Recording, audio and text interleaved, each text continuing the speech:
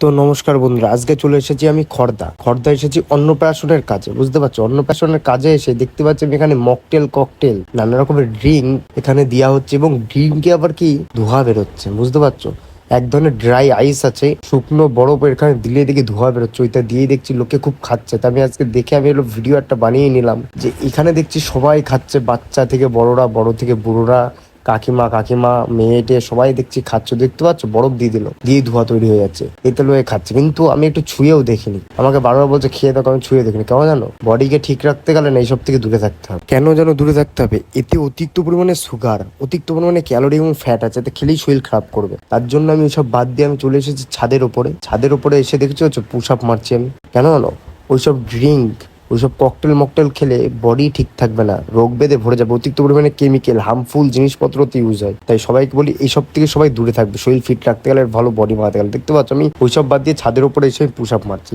আর তারপরে একটা জিনিস বলি যে আজকে ব্যারাকপুরে হয়ে গেছিলাম আমি, ব্যারাকপুর স্টেশনে নেমে দেখতে পাচ্ছ উপরে এত পাখি, দেখছি পাখিতে পটি করছে, সবার গায়ের উপরে পড়ছে। তা আমি হট করে দেখি কি ব্যাপার হলো, তারপর হট করে আমি উপরে তাকিয়ে দেখি এত পাখি। আমি একটা ভিডিওটা একটু শুট করে নিলাম তোমাদের দেখানোর জন্য যে ব্যারাকপুর স্টেশন সবাই গেলে একটু খেয়াল করবে ওখানে। আর পুরো ভিডিওটা দেখার জন্য সবাইকে ধন্যবাদ।